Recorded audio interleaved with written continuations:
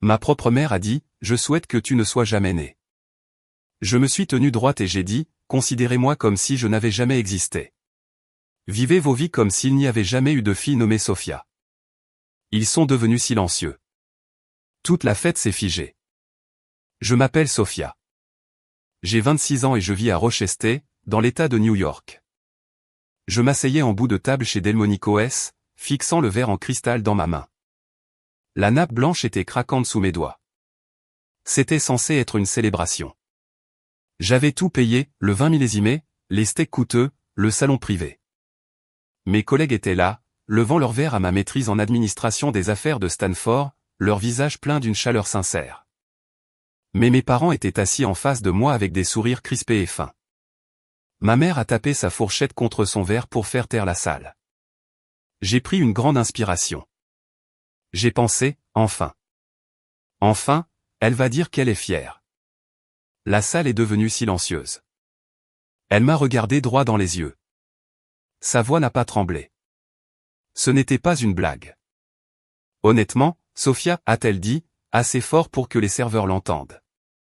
Je souhaite que tu ne sois jamais née. Le silence qui a suivi était lourd, comme un poids physique tombant sur la table.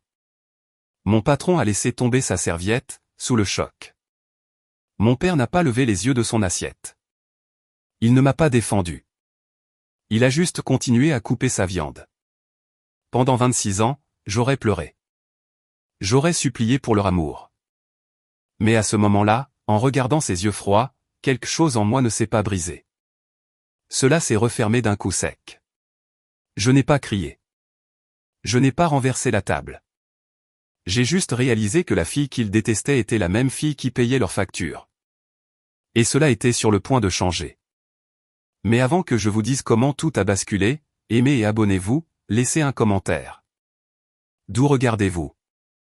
Je m'appelle Sophia, j'ai 26 ans, j'ai grandi à Rochester, dans l'État de New York, dans une maison qui était toujours froide. Je ne parle pas de la température, même si les hivers y étaient longs et gris. Je parle du sentiment à l'intérieur des murs. C'était une froideur qui s'installait dans vos os. Notre maison était un bâtiment à 2 étages avec un revêtement beige. Elle avait l'air normale depuis la rue. Nous avions une pelouse que mon père tondait tous les samedis et un porche où ma mère s'asseyait le soir. Mais à l'intérieur, il y avait une hiérarchie stricte. Il y avait un centre de l'univers, et il y avait les satellites qui tournaient autour. Ma jeune sœur, Ashley, était le soleil. Je n'étais qu'une partie du décor, comme le papier peint ou le tapis dans le couloir. Je me souviens quand j'avais 8 ans. C'était un mardi.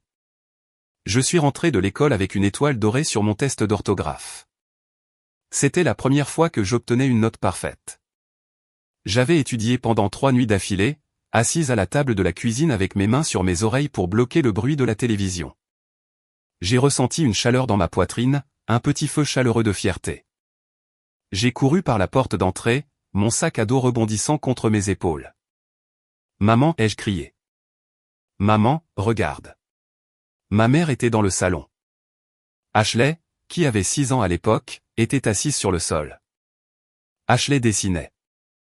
Elle gribouillait juste avec des crayons sur un morceau de papier de construction. Cela ressemblait à un gâchis emmêlé de lignes violettes et vertes. Maman, ai-je dit encore, tenant ma feuille de test en l'air. Le 100% rouge était brillant en haut. Ma mère ne m'a pas regardé. Elle regardait Ashley. Son visage était doux, rayonnant d'un sourire que je ne voyais jamais quand elle me regardait. Regarde ça, Ashley, a roucoulé maman. Regarde comment tu as utilisé le verre. C'est tellement créatif. Tu vas être une artiste. Tu es si spéciale. Je me tenais là. Mes bras ont commencé à me faire mal à force de tenir le papier en l'air. Maman, j'ai eu 100 à mon test d'orthographe. Ma mère a finalement tourné la tête. Ses yeux ont glissé sur moi. La chaleur a disparu de son visage. Il est devenu plat. C'est bien, Sophia, a-t-elle dit. Sa voix était terne. Ne crie pas dans la maison. Tu perturbes le processus créatif de ta sœur.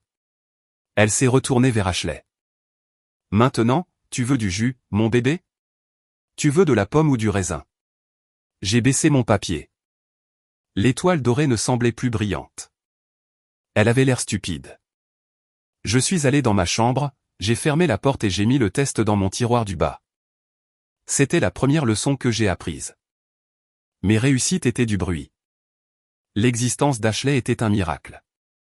En grandissant, la dynamique n'a pas changé. Elle est juste devenue plus grande. Ashley était bruyante. Elle exigeait de l'attention. Si elle s'écorchait le genou, c'était une urgence médicale.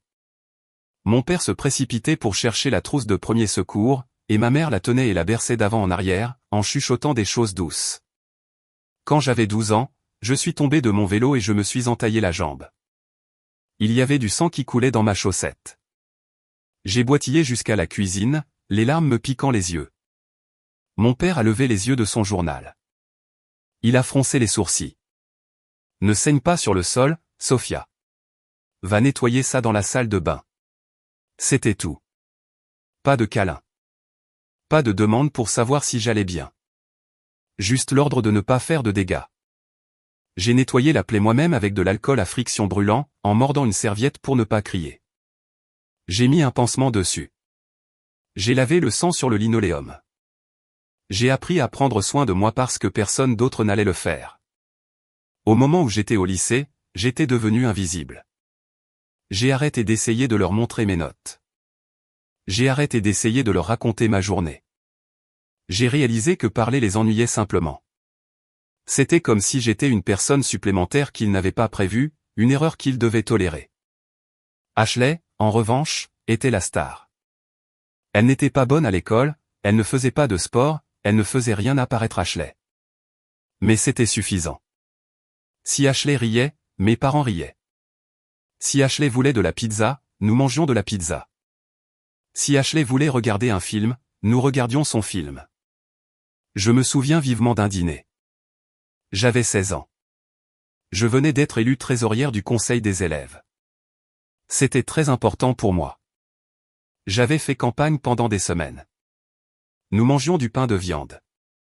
Le cliquetis des fourchettes contre les assiettes était le seul son. Je me suis raclé la gorge. J'ai gagné l'élection aujourd'hui, ai-je dit doucement. Mon père mâchait sa nourriture. Élection? Quelle élection? Trésorière du conseil des élèves, ai-je dit. Ma mère a soupiré. Elle avait l'air fatiguée. Passe le sel, Sophia. J'ai passé le sel. Je dois gérer le budget pour toute l'année scolaire, ai-je ajouté, essayant une dernière fois. Ashley, a dit ma mère, en m'ignorant complètement. Comment était le cours de danse? Est-ce que Madame Miller a aimé ta chorégraphie? Ah. Ashley s'est illuminée.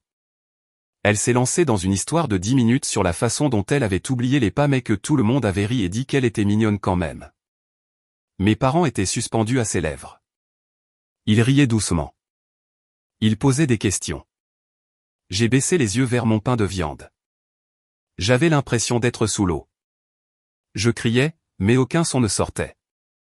J'ai réalisé alors que je pourrais disparaître directement de la table, m'évaporer dans les airs, et ils ne le remarqueraient probablement pas avant qu'il ne soit temps de débarrasser les assiettes.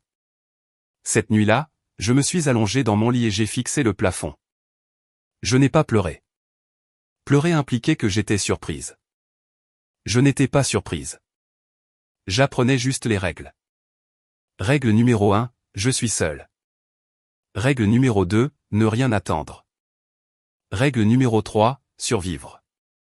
J'ai commencé à construire un mur à l'intérieur de moi. Ce n'était pas un mur de colère, pas encore. C'était un mur de silence. J'ai gardé mes pensées, mes rêves et mes victoires derrière ce mur où ils ne pouvaient pas les toucher. S'ils ne se souciaient pas de moi, alors ils n'avaient pas le droit de me connaître. Je suis devenue une étrangère dans ma propre maison, un fantôme silencieux qui dérivait dans les couloirs, observant une famille dont je ne faisais pas vraiment partie. L'été de mes 17 ans, la réalité de mon rôle dans la famille a changé. Je suis passé d'invisible à utilitaire. Mon père a perdu son emploi à l'usine de fabrication. Il s'est assis à la table de la cuisine pendant des semaines, fixant les petites annonces dans le journal, buvant du café qui devenait froid dans sa tasse. L'atmosphère dans la maison est passée de froide à tendue. L'argent est devenu un monstre qui vivait dans les murs. Mais le monstre n'est pas venu pour Ashley. Il est venu pour moi. Sophia, a dit ma mère un matin. Elle ne m'a pas regardé. Elle faisait la vaisselle, frottant une poêle avec des cercles agressifs. Tu as 17 ans, tu es capable, nous avons besoin d'aide. Je peux trouver un emploi, ai-je dit, j'y avais pensé de toute façon. Je voulais mon propre argent. Je voulais une porte de sortie. Bien, a-t-elle dit. Parce qu'Ashley a besoin d'un appareil dentaire, et l'hypothèque arrive à échéance. Elle n'a pas dit que nous avions besoin de nourriture, elle a dit qu'Ashley avait besoin d'un appareil dentaire. J'ai trouvé un emploi dans un petit restaurant sur la rue principale. Ce n'était pas glamour, ça sentait la vieille graisse et le café brûlé. Je faisais le service après l'école de 4 heures de l'après-midi à 10 heures du soir. Le week-end, je faisais des doubles services. Ma vie est devenue un flou d'épuisement. Je me réveillais à 6 heures du matin pour étudier, j'allais à l'école jusqu'à 3 heures de l'après-midi, je courais au restaurant, je travaillais jusqu'à la fermeture, je rentrais à la maison et je faisais mes devoirs jusqu'à 1 heure du matin. Mes yeux me brûlaient toujours. Mes pieds me faisaient constamment souffrir. Quand j'ai reçu mon premier chèque de paie, j'étais si fier.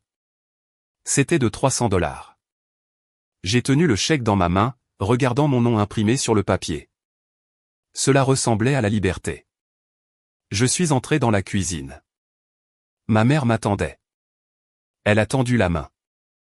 C'est ça, a-t-elle demandé. Je me suis figé. J'ai besoin d'essence pour la voiture pour aller au travail, et j'ai besoin de l'argent pour le déjeuner. Nous sommes une famille, Sophia, a-t-elle lancé. Sa voix était tranchante. Les familles s'entraident. Tu veux que nous perdions la maison? Tu veux que ta sœur souffre? J'ai remis le chèque. Elle n'a pas dit merci, elle a juste regardé le montant et a froncé les sourcils. Essaie de prendre plus de services la semaine prochaine, a-t-elle dit. C'était le début. J'ai pris un deuxième emploi pour nettoyer des bureaux le week-end. Je passais l'aspirateur sur des rangées interminables de moquettes grises et je vidais des centaines de poubelles. J'essuyais des bureaux qui appartenaient à des personnes ayant de vraies carrières, des personnes qui rentraient probablement chez elles pour retrouver des familles qui les aimaient. J'ai commencé à donner des cours particuliers de mathématiques pendant mes heures de déjeuner à l'école.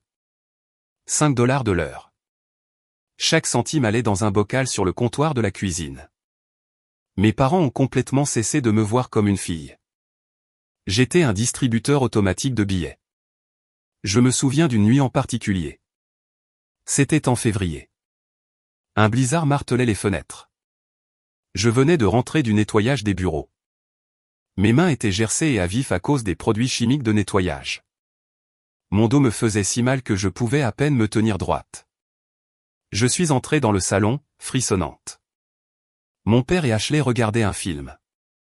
Ils avaient du pop-corn, la maison était chaude. Je suis rentré, ai-je chuchoté. Mon père ne s'est pas retourné. As-tu pensé à t'arrêter au magasin? Nous n'avons plus de lait. J'ai cligné des yeux, retenant des larmes de pur épuisement. Papa, c'est un blizzard. J'ai travaillé pendant 10 heures, j'ai marché depuis l'arrêt de bus.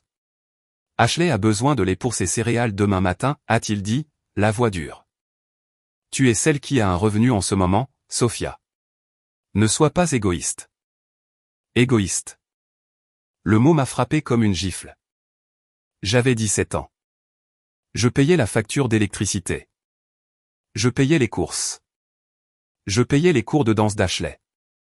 Et j'étais égoïste parce que je n'étais pas ressorti dans un blizzard pour acheter du lait. J'ai remis mon manteau. Mes bottes mouillées ont fait un bruit de succion alors que je repassais la porte. J'ai marché 3 pâtés de maison jusqu'au magasin du coin dans le vent glacial. J'ai acheté le lait avec les pourboires que j'avais gagnés en nettoyant des toilettes. Quand je suis revenu, j'ai mis le lait dans le réfrigérateur. Personne n'a rien dit. Personne ne m'a regardé. L'université, c'était pire. Je suis resté dans les environs parce qu'ils disaient qu'ils n'avaient pas les moyens de m'envoyer loin, et qu'ils avaient besoin de mon revenu. Je suis allé à l'université d'État voisine. J'ai planifié tous mes cours le matin, pour pouvoir travailler à temps plein l'après-midi et le soir. Je travaillais à la bibliothèque de l'université pour réapprovisionner les étagères. Je travaillais dans un magasin de détail pour plier des vêtements. Je donnais des cours particuliers. Mes notes étaient parfaites. Je ne sais pas comment j'ai fait. Je pense que j'étais motivé par un besoin désespéré et brûlant de prouver que je valais quelque chose. Je pensais que si je travaillais assez dur, si je réussissais assez, un jour ils me regarderaient et diraient « Bon travail Sophia ». Mais ils ne l'ont jamais fait. Un mois, le paiement de l'hypothèque était plus élevé en raison d'un ajustement fiscal. Je n'avais pas assez. J'avais payé mes frais de scolarité, acheté mes livres et je leur avais donné tout le reste. Il me manquait $200. J'ai fait asseoir mes parents. Je ne peux pas couvrir toute l'hypothèque ce mois-ci, ai-je dit, la voix tremblante. Je dois payer mon manuel de calcul. Ma mère m'a regardé avec un pur dégoût. Alors tu te choisis toi-même avant cette famille, encore? Je ne me choisis pas moi-même, ai-je pleuré. C'était l'une des rares fois où j'ai élevé la voix. J'essaie d'obtenir un diplôme, j'essaie de construire un avenir. Ashley a besoin d'une robe de bal, a dit ma mère froidement. Tout le monde a de nouvelles robes. Tu veux qu'elle y aille en haillons parce que tu as besoin d'un livre? Je l'ai fixé. C'était de la folie. C'était illogique. Mais à leurs yeux, c'était la vérité absolue. Le bonheur d'Ashley était une nécessité. Mon éducation était un luxe. J'ai vendu mon vieil ordinateur portable pour payer l'hypothèque.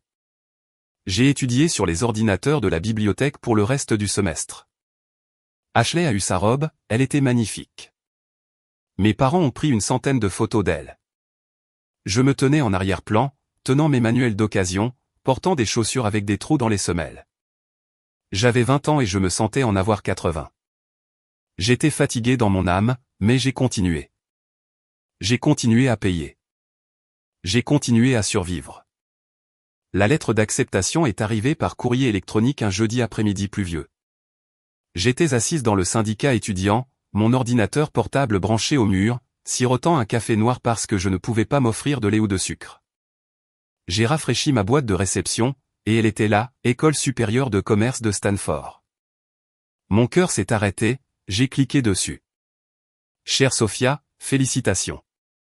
J'ai arrêté de lire. J'ai mis ma main sur ma bouche. Les larmes m'ont piqué les yeux, chaudes et soudaines. Stanford.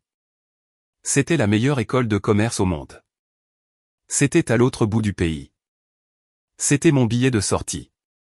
C'était la preuve que je n'étais pas invisible. C'était la preuve que j'étais intelligente, que j'étais capable, que j'étais plus qu'un simple chèque de paie pour ma famille. J'ai couru au bureau de ma conseillère. Madame Gable était une femme sévère avec des cheveux gris, mais elle avait toujours été gentille avec moi. J'ai fait irruption dans son bureau sans frapper. Je suis accepté, ai-je haleté. Madame Gable, je suis accepté à Stanford. Elle s'est levée. Son visage s'est froissé. Elle a contourné son bureau et m'a serré dans ses bras. C'était la première fois qu'un adulte me prenait dans ses bras depuis des années. Je le savais, a-t-elle chuchoté. Elle pleurait. Sophia, tu as travaillé si dur. Tu mérites cela plus que quiconque que j'ai jamais rencontré. Je me suis accroché à elle. Je me sentais plus légère que l'air. Je me sentais flotter. J'ai conduit jusqu'à la maison. J'ai conduit vite. J'ai répété ce que j'allais dire. Ça devait être ça. C'était le moment. Il ne pouvait pas ignorer cela. Ce n'était pas un test d'orthographe. C'était Stanford. Je suis entré dans la maison. Ma mère était dans la cuisine, coupant des légumes. Mon père regardait la télévision. Ashley, qui avait 20 ans maintenant et prenait une année sabbatique, ce qui signifiait qu'elle dormait jusqu'à midi et faisait du shopping avec mon argent, se vernissait les ongles à table. Maman, papa, ai-je dit. Ma voix résonnait d'excitation. J'ai des nouvelles. Mon père n'a pas mis la télévision en sourdine. Fais vite, Sophia. Le match a commencé. Je suis accepté à l'école supérieure, ai-je dit. J'ai pris une grande inspiration. Je suis accepté à Stanford. En Californie. Silence. Ma mère a arrêté de couper. Elle s'est retournée lentement. Elle n'a pas souri. Elle avait l'air inquiète. Californie, a-t-elle dit. C'est très loin. C'est Stanford, maman, ai-je dit, en insistant sur le nom. C'est l'une des meilleures écoles du monde. Je vais obtenir ma maîtrise en administration des affaires. Combien cela coûte-t-il, a demandé mon père.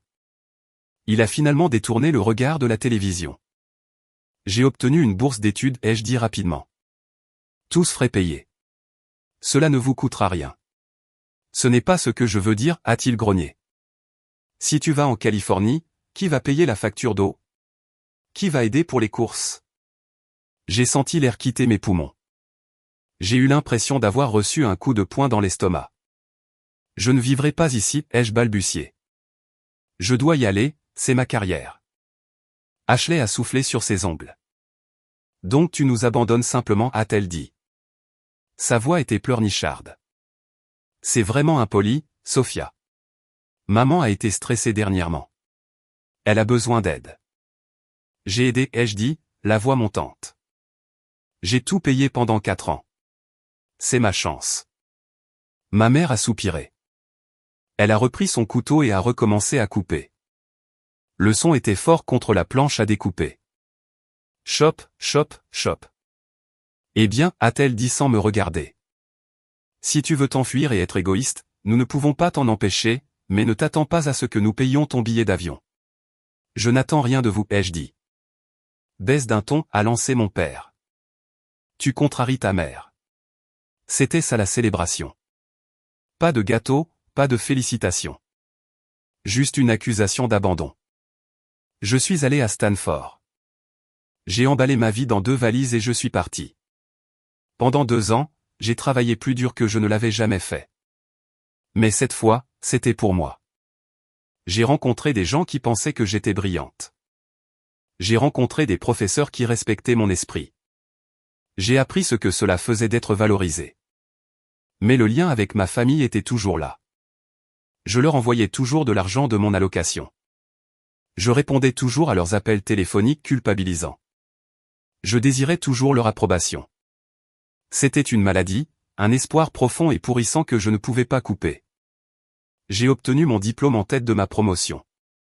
J'ai décroché un emploi dans un cabinet de conseil de premier plan à Seattle.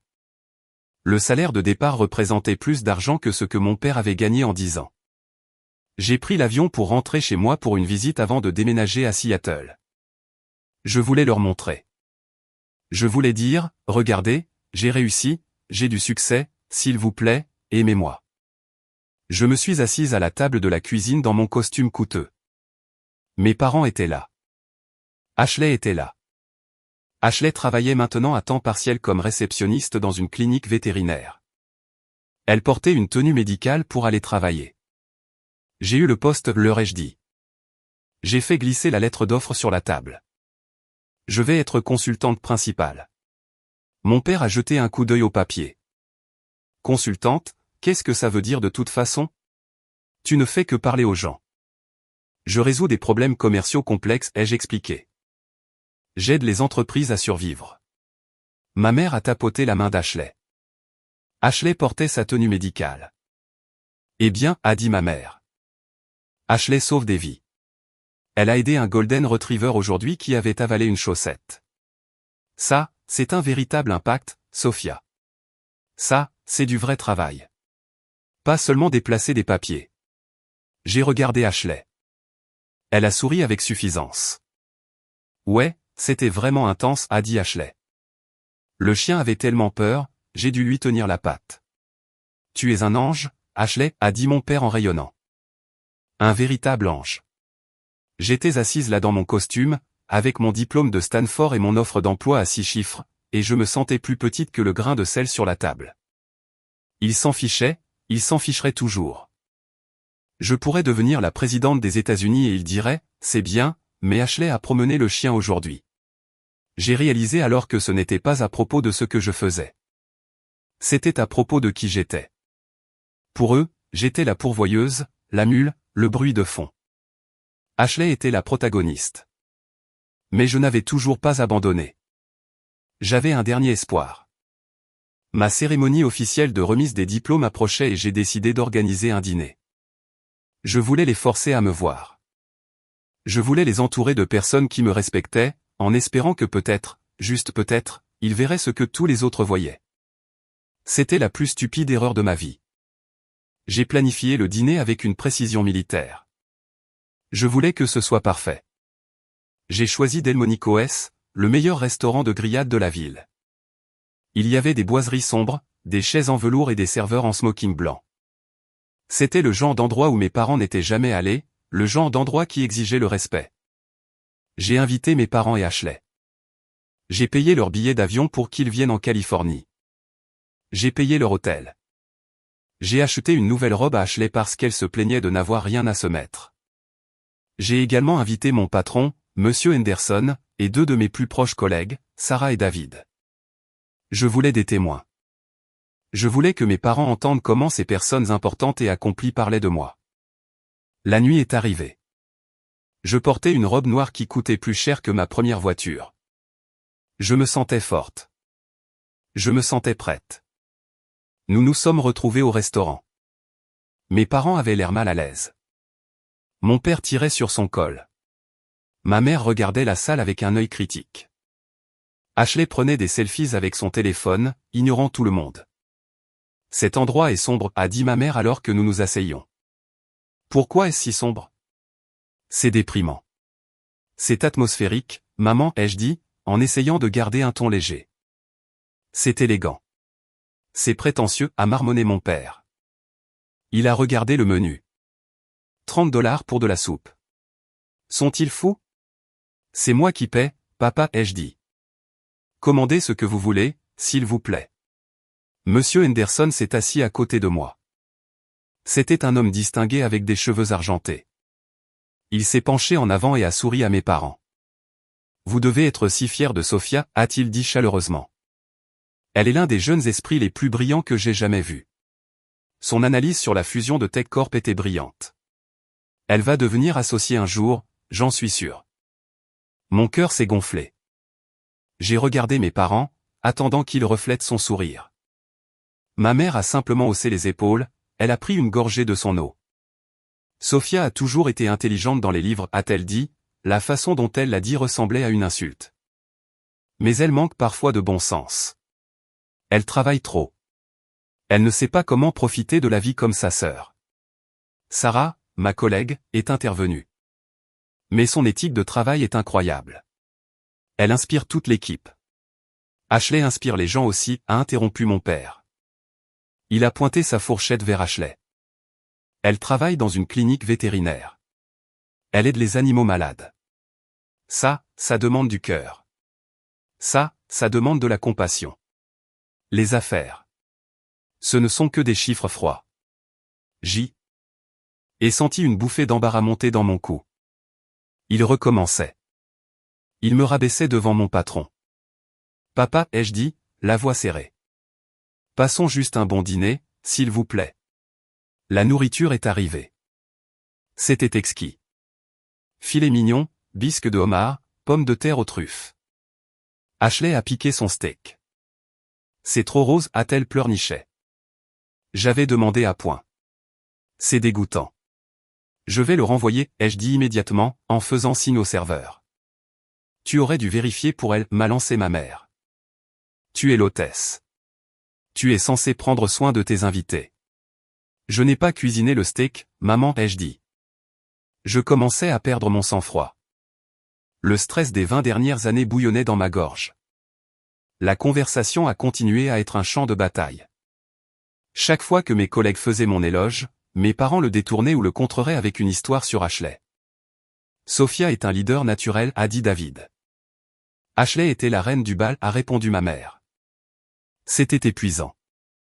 C'était humiliant. J'ai regardé Monsieur Henderson. Il avait l'air confus et un peu triste. Il pouvait le voir. Il pouvait voir la dynamique. Enfin, le dessert est arrivé. J'ai décidé de porter un toast. Je me suis levé. Mon verre de champagne tremblait légèrement dans ma main. Je veux juste remercier tout le monde d'être venu, ai-je dit. J'ai regardé mes parents. Ce diplôme signifie beaucoup pour moi. Il représente des années de travail acharné, et je voulais le partager avec ma famille. Je sais que nous avons traversé des moments difficiles, mais j'espère que nous pouvons célébrer cela ensemble. J'ai levé mon verre. Mes parents n'ont pas levé les leurs. Ashley envoyait des messages. Ma mère a posé sa serviette sur la table. Elle m'a regardé. Ses yeux étaient durs, dépourvus de tout amour. Elle avait l'air de s'ennuyer. Elle avait l'air de vouloir être n'importe où ailleurs. Tu sais, Sophia, a-t-elle dit. Sa voix a porté à travers la table silencieuse. Tu dois toujours tout ramener à toi. Le restaurant chic, le vin cher, les discours. Tu es tellement désespéré d'avoir de l'attention. La pièce est devenue d'un silence de mort. Je ne suis pas désespéré d'avoir de l'attention, ai-je chuchoté. Je voulais juste que vous soyez fiers de moi. Elle a ricané, un son cruel et aigu. Fière, a-t-elle dit.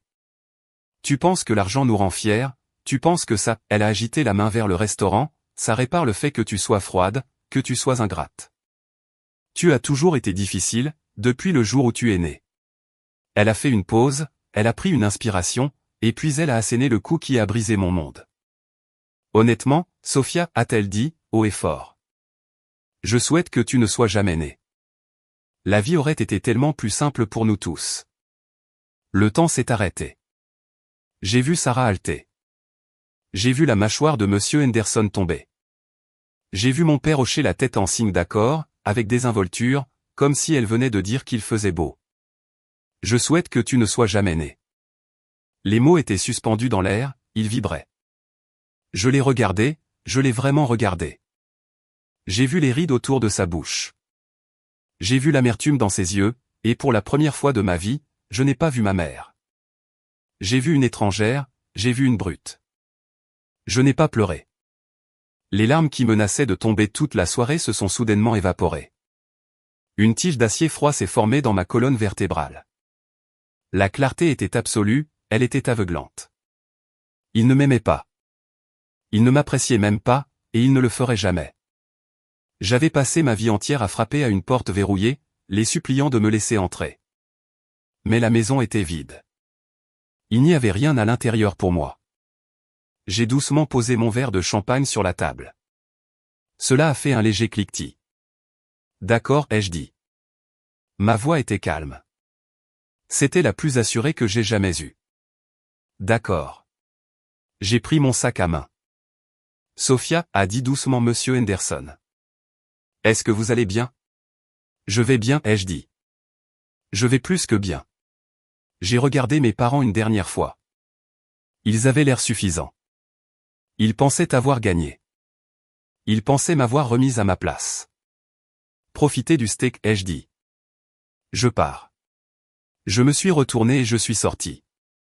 J'ai marché devant les nappes blanches, devant les serveurs stupéfaits, et j'ai franchi les lourdes portes en chêne. Je suis sorti dans la rue. Il avait commencé à pleuvoir. L'eau était froide sur mon visage. Elle a trempé ma robe coûteuse. Elle a ruiné ma coiffure. Mais je m'en fichais. Je me suis tenu là sur le trottoir sous le lampadaire et j'ai pris une grande inspiration. L'air avait le goût de la pluie et des gaz d'échappement, mais pour moi, il avait le goût de l'oxygène. J'étais seul. Mais pour la première fois, je ne ressentais pas la solitude. J'étais libre. Le trajet en taxi pour rentrer à mon appartement était un flou de lumière au néon qui s'étalait sur la vitre mouillée. J'étais assise sur la banquette arrière, frissonnant de manière incontrôlable. Ma robe, la belle soie noire que j'avais achetée spécifiquement pour les impressionner, était trempée par la pluie. Elle collait à ma peau comme une seconde couche froide et humide. Le chauffeur n'arrêtait pas de me jeter des coups d'œil dans le rétroviseur, se demandant probablement si j'étais ivre ou si j'avais le cœur brisé. Je n'étais ni l'un ni l'autre. J'étais sous le choc. Quand je suis entré dans mon appartement, le silence m'a accueilli. Habituellement, le silence me faisait me sentir seul. Ce soir-là, il ressemblait à un bunker. Il ressemblait à la sécurité. J'ai verrouillé la porte. J'ai tourné le pêne dormant. Ensuite, j'ai mis la chaîne. C'était un acte symbolique. Je voulais m'enfermer. Je voulais construire un mur physique entre moi et les gens qui venaient de briser mon monde. Je suis allé dans la salle de bain et j'ai enlevé ma robe mouillée. Je l'ai laissée en tas sur le sol carrelé. Je me fichais qu'elle soit ruinée. Elle appartenait à l'ancienne Sophia, celle qui essayait trop fort, celle qui achetait des choses chères pour acheter le respect. J'ai allumé la douche, rendant l'eau aussi chaude que je pouvais le supporter. Je suis resté sous le jet pendant un long moment, regardant l'eau tourbillonner dans les égouts, rose à cause de l'écoulement de mon maquillage. Je ne pleurais pas. Mes yeux étaient secs et chauds. Mon cœur battait un rythme lent et lourd contre mes côtes. Boum, boum, boum. Je souhaite que tu ne sois jamais né.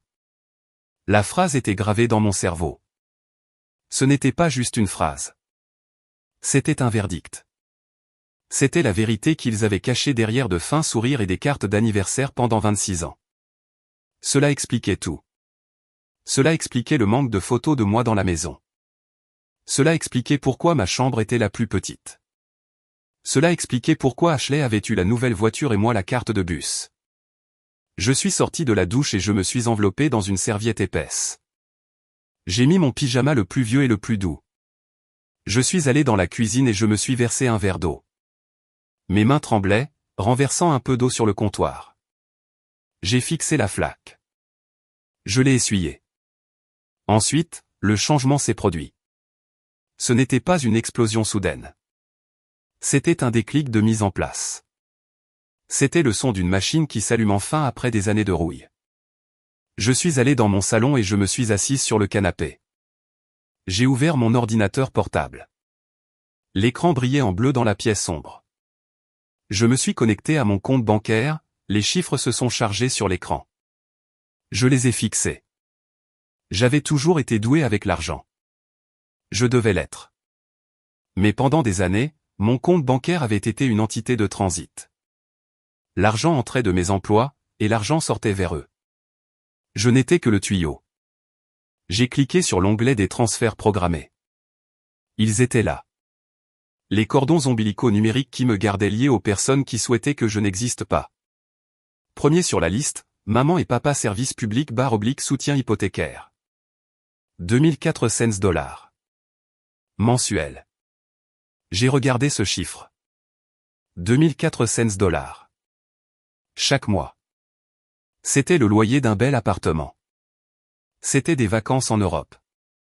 C'était un fonds de retraite. Je me souviens du jour où j'avais configuré ce transfert.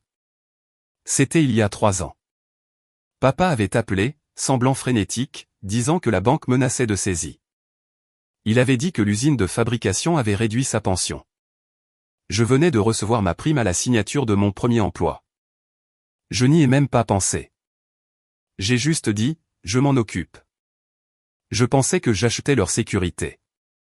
Je pensais que si je sauvais la maison, ils me verraient enfin comme une héroïne. Mais ils n'ont pas vu une héroïne, ils ont vu une ressource. J'ai déplacé le curseur sur le bouton de modification, puis je l'ai déplacé sur supprimer. Mon doigt a plané au-dessus de la souris.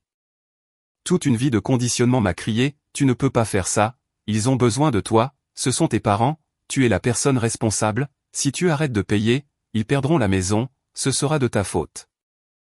Ensuite, j'ai entendu sa voix à nouveau. Je souhaite que tu ne sois jamais né. Si je n'étais jamais né, je ne paierais pas cette facture. Si je n'étais jamais né, ils auraient dû régler cela par eux-mêmes. Je ne faisais que lui donner ce qu'elle voulait. J'exauçais son vœu. J'ai cliqué sur supprimer. Une petite boîte est apparue. Êtes-vous sûr de vouloir annuler ce transfert récurrent? Oui, ai-je dit à voix haute à la pièce vide. Ma voix semblait étrange, éraillée. J'ai cliqué sur confirmer. Disparu. La ligne a disparu de l'écran. Ligne suivante, frais de scolarité d'Ashley / frais de subsistance. 3200 $. Mensuel. Celle-ci m'a tordu l'estomac. Ashley, ma sœur, le soleil de mon ombre.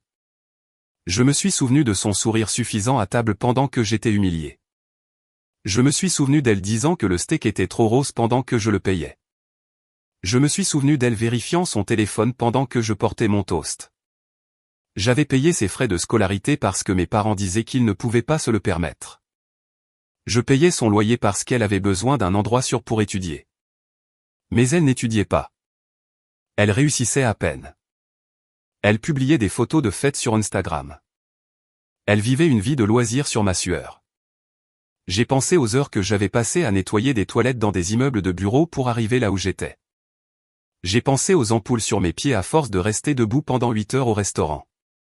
J'ai pensé à la faim que j'avais ressentie à l'université parce que j'économisais de l'argent pour eux. Ashley n'avait jamais eu faim parce que je la nourrissais.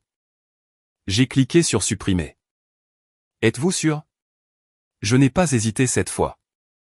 J'ai ressenti une vague de colère froide. J'ai cliqué sur confirmer. Disparu. J'ai continué à descendre la liste. Le forfait familial de téléphonie mobile. Je payais pour les 4 lignes. Je suis allé sur le site web de l'opérateur. J'ai sélectionné mon numéro et je l'ai séparé dans un nouveau compte individuel.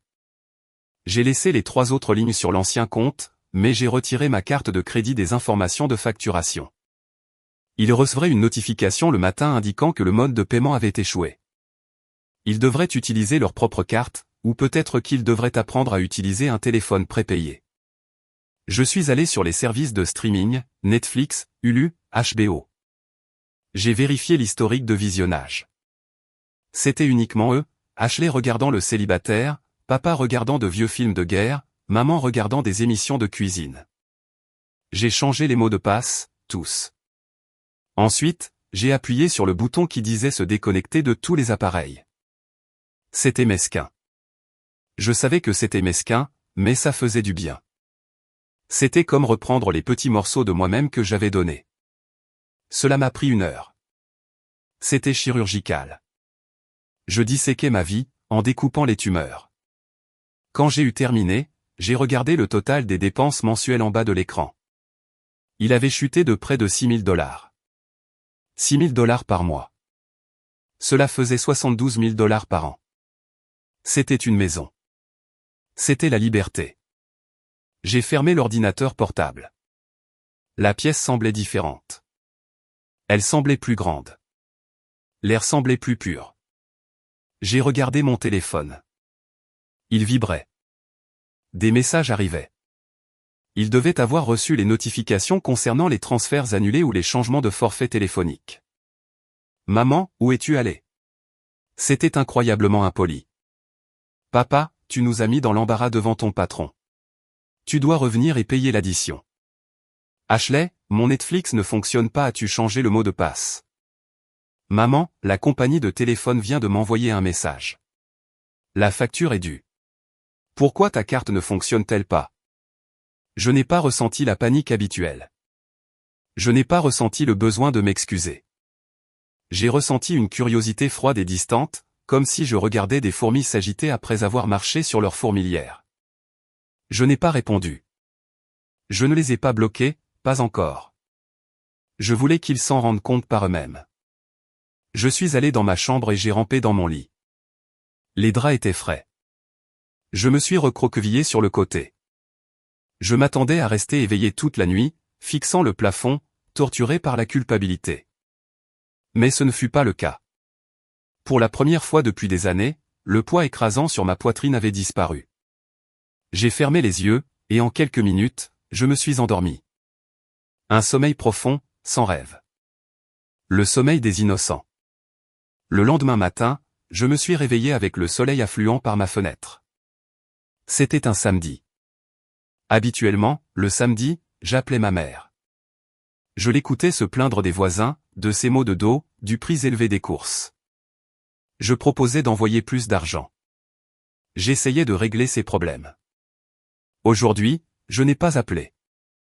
Je me suis étiré. Mon corps se sentait différent, plus lâche, moins tendu. Ma mâchoire n'était pas serrée. J'ai fait du café, en utilisant les grains coûteux que je réservais habituellement pour les invités. Je me suis tenu sur mon petit balcon et j'ai regardé la ville. Mon téléphone avait d'autres notifications. Alerte de paiement échoué. Texto en colère. Papa, appelle-moi immédiatement, Sophia. Ashley, sérieusement, tu m'as coupé les vivres. J'ai un loyer à payer dans 2 jours. Maman, tu es très puérile. Décroche le téléphone. J'ai regardé les messages, et puis j'ai éteint mon téléphone. Je l'ai mis dans un tiroir de la cuisine. J'ai fermé le tiroir. J'avais quelques jours avant de devoir déménager à Seattle pour le nouveau travail. J'ai décidé de les passer à être une personne que je n'avais jamais rencontrée, moi-même. Je suis allé me promener dans le parc. J'ai acheté un café et un croissant, je me suis assise sur un banc et j'ai juste regardé les gens. J'ai regardé un père pousser sa fille sur une balançoire. Il riait, elle criait de joie. Cela m'a fait un peu mal au cœur, mais c'était une douleur sourde comme une vieille ecchymose. Je n'avais pas à étudier, je n'avais pas à travailler à un deuxième emploi. Je n'avais pas à m'inquiéter de savoir si l'électricité chez mes parents allait être coupée. Cet après-midi-là, je suis allé dans une librairie. J'ai acheté 3 livres juste parce que les couvertures avaient l'air intéressantes. Je n'avais jamais fait ça. J'achetais toujours les livres dont j'avais besoin pour les cours ou pour le travail. Je me suis assise dans un café et j'ai lu pendant 3 heures. Personne ne m'a interrompu. Personne ne m'a rien demandé. Le silence de mon côté était absolu.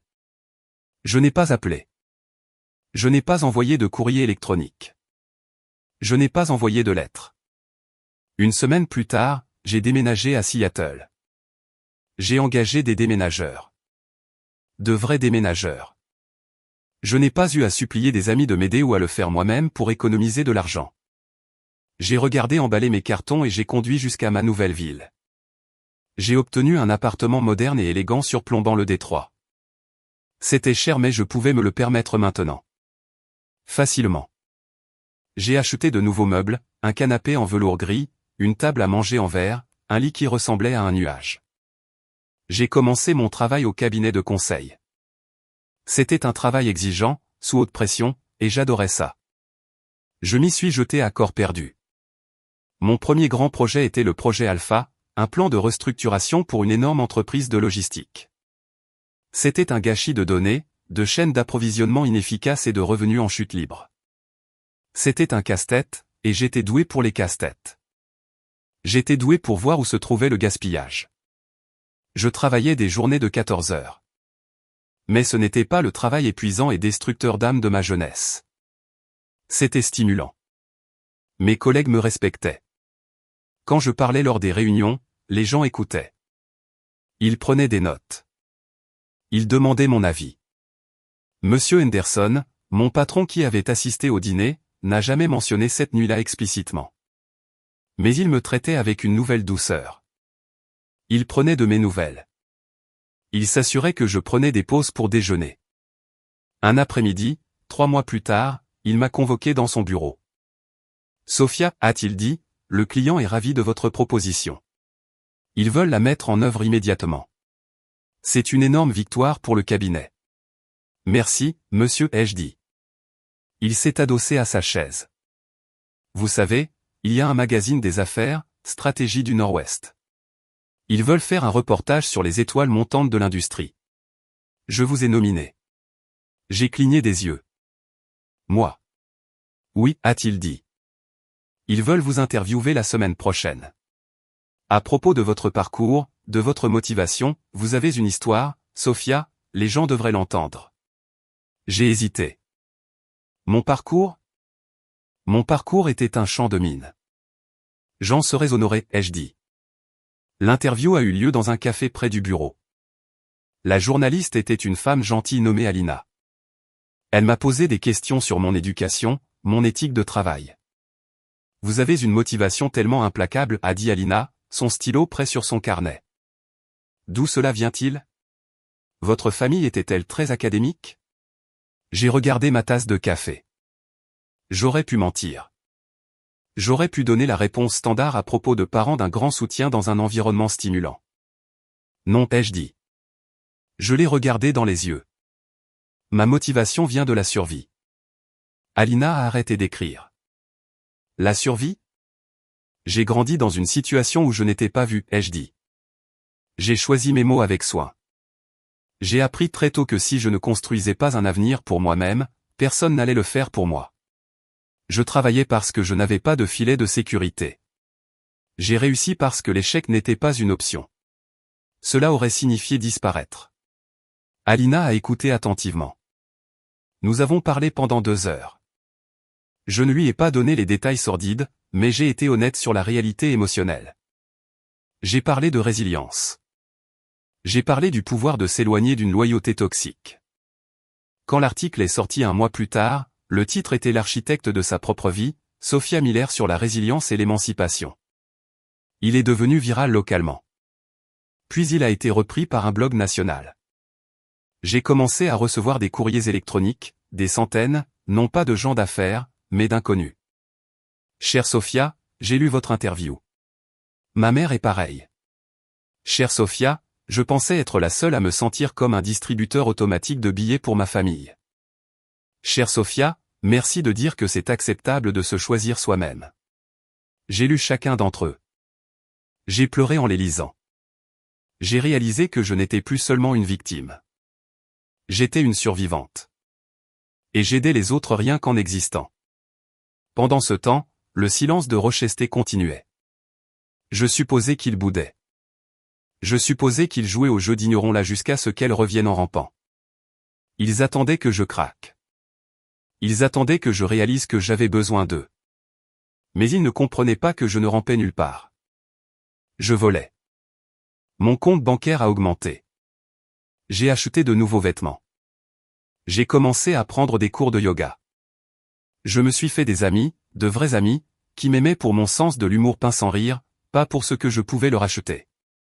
6 mois ont passé. J'avais l'impression de renaître. L'ancienne Sophia, la fille triste et voûtée dans le couloir, s'estompait comme un mauvais rêve. Je devenais quelqu'un de nouveau, quelqu'un de fort. Mais le passé a une façon d'essayer de vous récupérer une dernière fois. C'était un mardi de novembre. Il pleuvait à Seattle, une bruine grise implacable qui rendait les rues glissantes et donnait à la ville l'aspect d'une peinture à l'aquarelle. Je venais de rentrer du travail. J'étais fatiguée mais heureuse. J'avais commandé de la nourriture thaïlandaise et je prévoyais de regarder un documentaire. Mon immeuble avait un système d'interphone, mais parfois des gens se glissaient à l'intérieur lorsque les résidents ouvraient la porte principale. Ce n'était pas une sécurité parfaite, mais c'était généralement correct. J'étais dans ma cuisine, me versant un verre de vin, quand j'ai entendu frapper à la porte de mon appartement. J'ai froncé les sourcils. J'ai regardé l'heure. La livraison de ma nourriture n'était pas prévue avant 20 minutes. C'était trop tôt. J'ai marché jusqu'à la porte et j'ai regardé par le Judas. Mon sang s'est glacé. Le verre de vin dans ma main a tremblé, le liquide rouge s'inclinant dangereusement près du bord. C'était eux.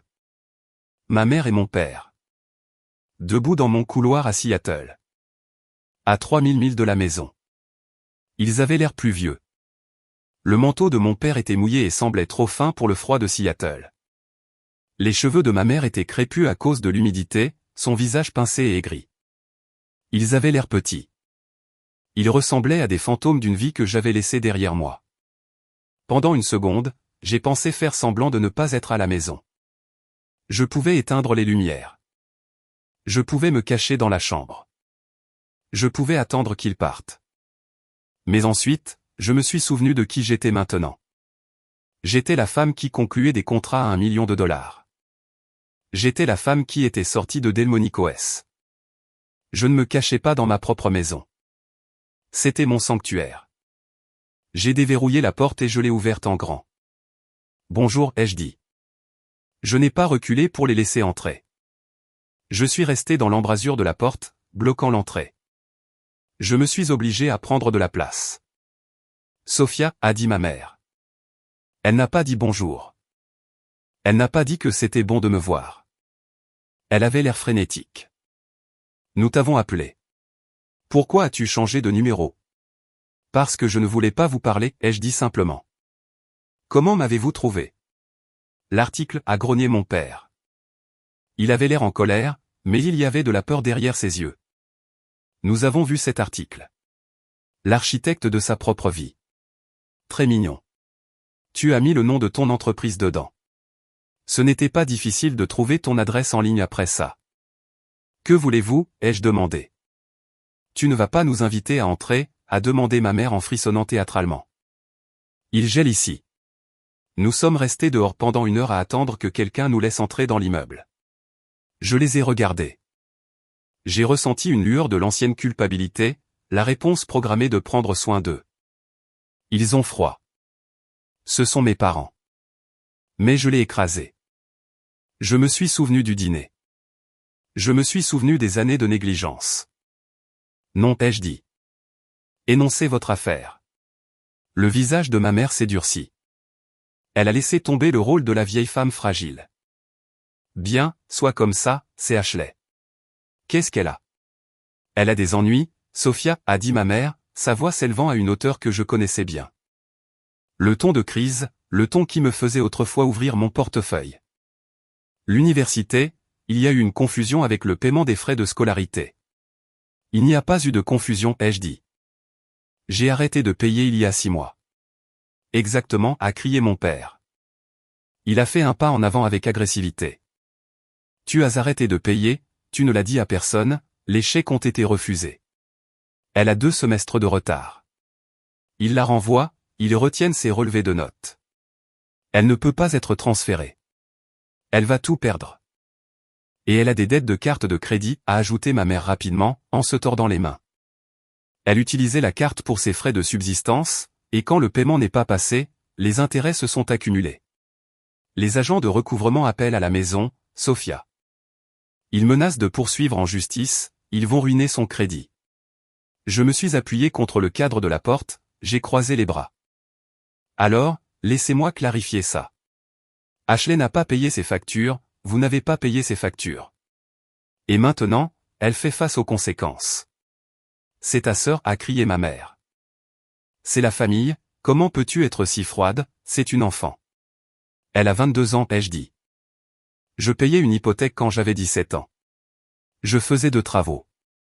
Ashley est une adulte. C'était différent, a rétorqué ma mère. Tu es forte, Ashley est sensible, elle ne peut pas gérer ce genre de stress, elle fait des crises de panique, elle pleure toute la journée. Je m'en fiche, ai-je dit. Les mots sont restés suspendus dans le couloir, lourds, absolus. Mes parents avaient l'air choqués. Quoi, a chuchoté mon père. J'ai dit que je m'en fiche, ai-je répété. Ashley est une adulte, si elle veut une éducation, elle peut trouver un travail. Si elle a des dettes, elle peut travailler pour les rembourser. Comme je l'ai fait. Je ne suis pas sa banque. Je ne suis pas votre plan de retraite. Nous n'avons pas l'argent, Sophia, a plaidé mon père. Il a changé de tactique, essayant à nouveau d'avoir l'air pathétique. L'usine a réduit mes heures. Le dos de ta mère va mal. Nous ne pouvons pas l'aider. Tu es la seule qui a de l'argent. Tu es riche maintenant. Nous avons vu l'immeuble. Nous avons vu tes vêtements. Tu as beaucoup. Tu nous dois cela. Je vous le dois. J'ai ri. C'était un son sec, sans humour. Je vous le dois, après que vous m'ayez dit que vous souhaitiez que je ne sois jamais né. Ma mère a agité la main d'un ton dédaigneux. Oh, arrête d'être si dramatique, j'étais contrarié, je ne le pensais pas. Tu le pensais, ai-je dit. Et même si ce n'était pas le cas, tu l'as dit.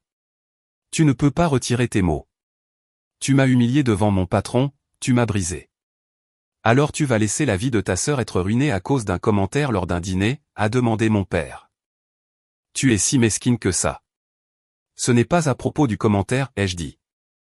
C'est à propos des 26 années précédant le commentaire. C'est à propos du fait que vous vous tenez ici, exigeant 50 000 $ ou peu importe combien, et vous ne m'avez même pas demandé comment je vais. Vous n'avez pas demandé si je suis heureuse. Vous ne voyez qu'un portefeuille. Nous sommes tes parents, a crié ma mère. Nous t'avons donné la vie. Et vous me l'avez fait payer chaque jour, ai-je dit. La dette est payée, maman. J'ai terminé. Nous ne partirons pas, a dit mon père, croisant les bras. Il s'est ancré sur ses pieds. Nous ne partirons pas tant que tu n'auras pas fait un chèque pour Ashley. Nous dormirons juste ici dans ce couloir s'il le faut. Nous ferons un scandale. Alors vous dormirez dans le couloir, ai-je dit, et j'appelle la sécurité de l'immeuble. J'ai tendu la main vers la poignée de porte pour la fermer. Mon père a fait un pas en avant. Il a mis sa main sur la porte pour l'arrêter. Son visage était rouge. Pendant une seconde, j'ai vu un éclair de violence dans ses yeux, le genre d'intimidation qu'il utilisait quand j'étais adolescente pour me soumettre. Ne t'avise pas de me fermer cette porte au nez, a-t-il grogné. Espèce de petite morveuse ingrate. Tu penses que tu es meilleur que nous? J'ai regardé sa main sur ma porte. Je n'avais plus 17 ans. Je n'avais pas peur. J'ai regardé sa main et ensuite j'ai regardé ses yeux. Oui, ai-je dit calmement. Je suis meilleur que vous, non pas parce que j'ai de l'argent, non pas parce que j'ai un diplôme, mais parce que je ne traiterai jamais un être humain de la façon dont vous m'avez traité. J'ai sorti mon téléphone de ma poche. Je compose le 911. Vous avez 10 secondes pour quitter ma propriété. Mon père a fixé le téléphone dans ma main. Il a vu les chiffres sur l'écran. 911. Il a hésité. Il a regardé ma mère. Le bluff a été démasqué. C'étaient des brutes, et les brutes sont lâches quand leurs victimes cessent d'avoir peur. Ils ont réalisé qu'ils n'avaient aucun pouvoir ici. Ce n'était pas leur table de cuisine. C'était mon monde. Il a enlevé sa main de la porte. Tu es un monstre, a sifflé ma mère. Son visage était tordu en un masque de pure laideur. J'avais raison. Je n'aurais jamais dû t'avoir. Tu es un monstre froid et sans cœur. Si être un monstre signifie me protéger de vous, ai-je dit, alors je porterai l'étiquette avec fierté. Ne t'attends pas à avoir de nos nouvelles à nouveau, a craché mon père. Quand tu seras seul et misérable, ne viens pas pleurer auprès de nous. Tu es morte pour nous. Je suis morte pour vous depuis longtemps, ai-je dit. J'accepte simplement enfin les funérailles. Je les ai regardées une dernière fois. Je voulais mémoriser ce moment. Non par douleur mais par victoire. Je voulais me souvenir du moment exact où la dernière chaîne s'est brisée. Au revoir, ai-je dit. Tu le regretteras, a crié ma mère alors que je commençais à fermer la porte. Tu le regretteras pour le reste de ta vie. Considérez-moi comme si je n'avais jamais existé, ai-je dit. J'ai claqué la porte. J'ai enclenché le pen dormant, clic. Je me suis tenu là dans le couloir de mon appartement. J'ai attendu l'effondrement. J'ai attendu les sanglots. J'ai attendu de m'effondrer. Mais le silence dans l'appartement était juste paisible. Il était profondément calme. Je suis allé à la fenêtre. J'ai regardé la rue en bas. Cela a pris quelques minutes. Puis j'ai vu deux petites silhouettes sortir de l'entrée de l'immeuble. Ils se disputaient. Mon père faisait de grands gestes en direction de ma mère. Ma mère était recroquevillée dans son manteau. Ils ont marché dans la rue mouillée, devenant de plus en plus petits, jusqu'à ce qu'ils tournent au coin et disparaissent. Ils étaient partis. Je suis retourné dans la cuisine. Mon vin était toujours là. J'ai pris une gorgée. Il avait un goût riche et plein. Ma livraison de nourriture est arrivée 5 minutes plus tard. Le livreur était joyeux. Et, désolé pour le retard, la circulation était folle, a-t-il dit. Ce n'est pas un problème, ai-je souri, passez une bonne soirée. Vous aussi. Cette nuit-là, je n'ai pas juste dîné, j'ai festoyé. Je me suis assise sur mon canapé, enveloppé dans une couverture, et j'ai réalisé que la peur avait disparu, l'obligation avait disparu. La voix lancinante à l'arrière de ma tête qui disait que je n'étais pas assez était silencieuse. J'avais affronté le dragon. J'avais ouvert la porte et je l'avais regardé dans les yeux, et je l'avais renvoyé. J'ai dormi cette nuit-là avec les fenêtres ouvertes, écoutant la pluie sur les rues de la ville. Cela ne ressemblait plus à une tempête. Cela ressemblait à des applaudissements. Les semaines se sont transformées en mois. Les mois se sont transformés en une année. Je n'ai plus jamais eu de leurs nouvelles. Je n'ai pas changé mon numéro à nouveau, mais ils n'ont pas appelé. Je suppose qu'ils ont trouvé quelqu'un d'autre à qui soutirer de l'argent, ou peut-être Cashley a enfin dû trouver un travail. Peut-être qu'ils ont vendu la maison. Peut-être qu'ils étaient misérables, je n'ai pas vérifié. Je ne les ai pas cherchés sur les réseaux sociaux. Je n'ai pas posé de questions à d'anciens voisins à leur sujet. Je les ai laissés rester dans le passé, là où était leur place. Je les ai traités comme un mauvais livre que j'avais fini de lire. Je l'ai mis sur l'étagère et je suis parti. Ma vie à Seattle s'est épanouie. J'ai été promu associé au cabinet en l'espace de 2 ans. J'ai acheté l'appartement que je louais. Je l'ai rempli d'art que j'aimais, pas de reproduction bon marché en solde. J'ai voyagé. Je suis allé à Paris et je me suis assise dans des cafés pour manger des pâtisseries. Je suis allé à Tokyo et je me suis perdu dans les rues éclairées au néon. Je me suis tenu dans le Colisée à Rome et j'ai pensé à l'endurance. J'ai commencé à fréquenter quelqu'un. J'ai rencontré un homme nommé Marc. Il était architecte. Il était gentil. Il était stable. Il ne jouait pas à des jeux. Il avait une famille bruyante, désordonnée et aimante qui m'a accueilli sans poser de questions. La première fois que je suis allé au repas de l'Action de grâce chez les parents de Marc, j'étais terrifié. Je me tenais sur le porche, tenant une bouteille de vin, tremblante.